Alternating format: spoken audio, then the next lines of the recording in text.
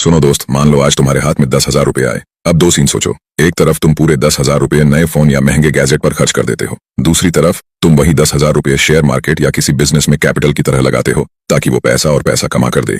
फर्क समझ रहे हो? ज्यादातर लोग पहले ऑप्शन की तरफ भागेंगे, नया सामान, नई खरीदारी। लेकिन बनिया माइंडसेट क्या कहता है? खर्च नहीं कैपिटल। पैसा खर्च करने की चीज नहीं, घुमाने की चीज है। इसी सोच से बनिए वेल्थ बनाते आए हैं। आगे बढ़ने से पहले मैं तुम्हें एक कमाल की कहानी सुनाने वाला हूँ, मरे हुए घोड़े से प्रॉफिट कमाने की कहानी। और अंत तक हमारे पास ऐसे 7 जबरदस्त पिलर्स, आदतें होंगी जिनसे साफ हो जाएगा कि बनिए इतने अमीर क्यों होते हैं और तुम भी ये हैबिट्स कैसे अपना सकते हो। एक कहानी सुनो। एक बनिए ने एक जमींदार से 5,000 रुपए में एक घोड़ा खरीदा। बढ़िया सौदा सोचा, लेकिन अफसोस, पैसा देने के बाद पता चला कि घोड़ा तो मर चुका है। अब 5,000 रुपए गए पानी में। आम आदमी होता तो रोता या गुस्से में नुकसान काट लेता, पर इस बनिए के दिमाग में आइडिया आया एक लॉटरी रैफल रखने का। इनाम वही घोड़ा। जी हाँ, मरा हुआ घोड़ा भी इनाम बन गया। उसने गांव वालों को 10 रुपए के लॉटरी टिकट बेचने शुरू किए। करीब 1,000 टिकट बिक गए और 10,000 रुपए जुट गए। अब ट्विस्ट पर आओ। जिसे भी घोड़ा जीतना था उसके नाम की पर्ची निकली। बनिए ने ईमानदारी से उसे बताया, भाई, बदकिस्मती से इनाम में जो घोड़ा था वो निकलने से पहले ही मर गया। ये लो तुम्हारे 10 रुपए वापस और 1 रुपया एक्स्ट्रा मुआवजा। उस विजेता को कुल 11 रुपए वापस मिले।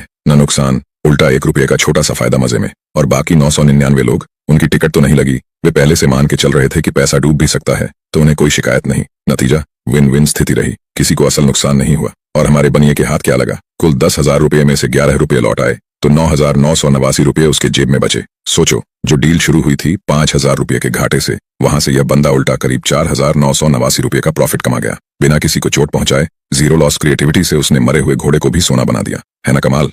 तो दोस्त, इस कहानी से क्या सीख मिला? बनियों के पैसों का कमाल कोई जादू नहीं, उनकी सोच और आदतों का नतीजा है। बनिया कम्युनिटी पीढ़ियों से कुछ जबरदस्त प्रिंसिपल्स फॉलो करती आ रही है, जिसे कोई भी अपनाए तो पैसा बढ़ा सकता है। बनिया शब्द भी संस्कृत के वाणिज्य से निकला है, जिसका मतलब है कॉमर्स या व्यापार, यानी व्यापार इनकी रगों में है। पर ये सब कुछ जेनेटिक्स नहीं, ये वो सीखी हुई आदतें हैं जो कोई भी इंसान सीख सकता है। आगे हम ऐसे 7 पिलर्स की बात करेंगे जो एक्सप्लेन करेंगे कि बनिए इतने अमीर क्यों होते हैं। ध्यान रखना, ये सारे टिप्स हर किसी के लिए हैं। अगर तुम इनको अपनी लाइफ में लागू करो तो फाइनेंशियल सक्सेस की राह पर चल सकते हो। पिलर नंबर 1, बनिए मतलब अकाउंट्स के पक्के।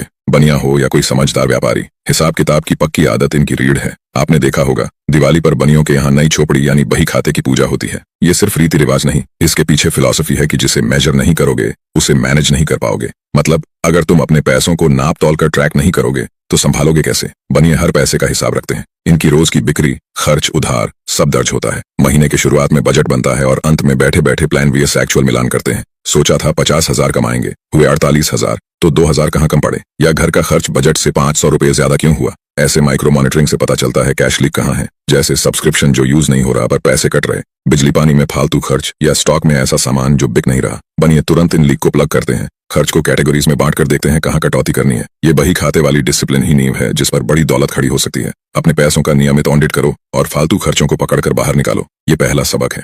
Pillar number 2, early exposure and money talks at home. अब दूसरा पिलर, बचपन से पैसों की समझ। बनिया परिवारों में पैसे, व्यापार, मुनाफे की बातें डिनर टेबल पर होना आम है। बच्चे बचपन से सुनते हैं कि आज मंडी में आलू के दाम गिर गए तो व्यापार पर क्या असर होगा, सोने का रेट बढ़ा तो गहने बेचने वालों की बल्ले बल्ले वगैरह। इस लगातार एक्सपोजर से बच्चों के दिमाग में छोटी उम्र से ही बिजनेस का एक स्कीमा बनने लगता है। जब 10 साल का पप्पू देखता है कि पापा 100 की चीज 120 में बेचकर 20 रुपए कमा लेते हैं तो उसे कॉस्ट, मार्जिन, सेलिंग प्राइस का खेल समझ आने लगता है। वैसे सोचो, बनिया को बनिया क्यों कहते हैं? क्योंकि बनिया इक्वल्स टू वाणिज्य इक्वल्स टू व्यापार। इतिहास से ही इनका जोड़ा व्यापार से रहा है, तो जाहिर है घर घर में ये बातें भी ज्यादा होती हैं। लेकिन अगर तुम्हारे घर में अब तक पैसों पर खुलकर बात नहीं होती तो आज से शुरू करो। अपने बच्चों से, छोटे भाई बहनों से मनी टॉक करो। आसान उदाहरण दो। मान लो हमने ये खिलौना 100 रुपए का लिया और 150 रुपए में बेच दिया तो हमारा प्रॉफिट कितना? या मम्मी सब्जी 500 रुपए की लाई, अगर ऑनलाइन मंगाते तो 600 रुपए लगते, तो आज 100 रुपए बचाए, है ना? ऐसे छोटे छोटे किस्सों से बच्चों को पैसों की वैल्यू और बिजनेस की एबीसी पता चलेगी।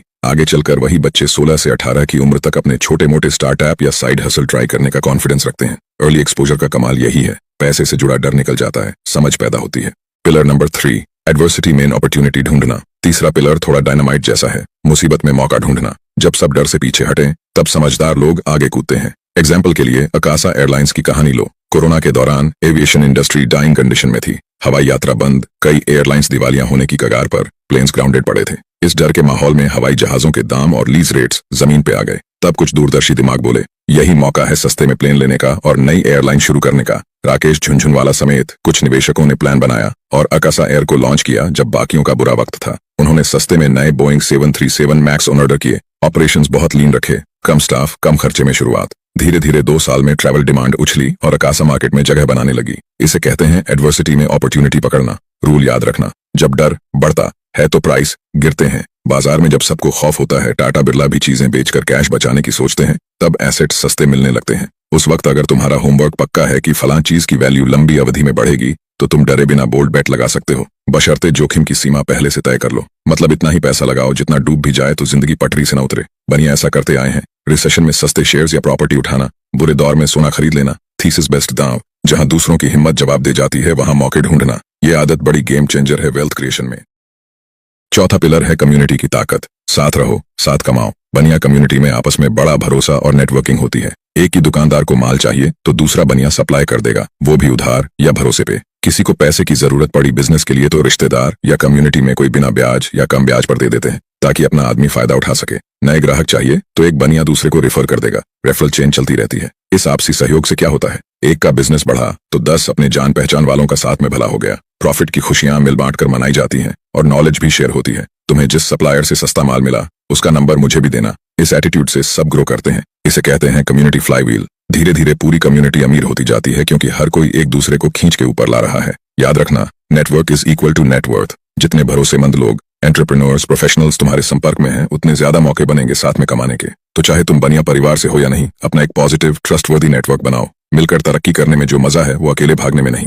पिलर नंबर 5, बाजार में टिकना है तो बाजार को समझना जरूरी है। 5वां पिलर है मार्केट की नब्ज पहचानना और उसी के हिसाब से प्रोडक्ट या सर्विस देना, यानी सही प्रोडक्ट मार्केट फिट ढूंढना। उदाहरण के लिए इमामी कंपनी के शुरुआती दिनों की बात लें। इमामी के फाउंडर्स आर.एस. अग्रवाल और आर.एस. गोयनका ने मार्केट ऑब्जर्व किया कि हिंदुस्तान में मिडिल क्लास ग्राहकों को विदेशी इंपोर्टेड ब्रांड्स बहुत आकर्षित करते हैं, खासकर कॉस्मेटिक और पर्सनल केयर प्रोडक्ट्स, जिनकी चमक दमक विदेशी पैकेजिंग वाली होती है। लोग चाहते थे कि उन्हें अंतर्राष्ट्रीय क्वालिटी जैसा एहसास हो, लेकिन दिक्कत प्राइस बहुत बड़ी बाधा थी। महंगे थे वो प्रोडक्ट। यहाँ इमामी ने एक चतुर खेल खेला। उन्होंने अपने लोकल प्रोडक्ट्स जैसे क्रीम, तेल, लोशन को इंटरनेशनल लुक पैकेजिंग दी। मतलब डिब्बा और डिजाइन ऐसा जिसे देखकर लगे कोई विदेशी ब्रांड है, लेकिन प्रोडक्ट बनाया अपने देश में सस्ते कॉस्ट पर, लोकल इंग्रेडिएंट्स से, बड़ी कुशलता से कि प्राइस किफायती रहे। यानी बाहर से चमक दमक विदेशी, अंदर से दाम हिंदुस्तानी। नतीजा, मिडिल क्लास खुश कि उन्हें महसूस हुआ कि हमने बढ़िया चीज लगाई है और जेब पर ज्यादा भार भी नहीं। इमामी के Boroline, fair and handsome, Navratna oil जैसे कई प्रोडक्ट्स हिट हो गए, क्योंकि उन्होंने मार्केट की चाहत और पॉकेट को समझकर चीज बेची।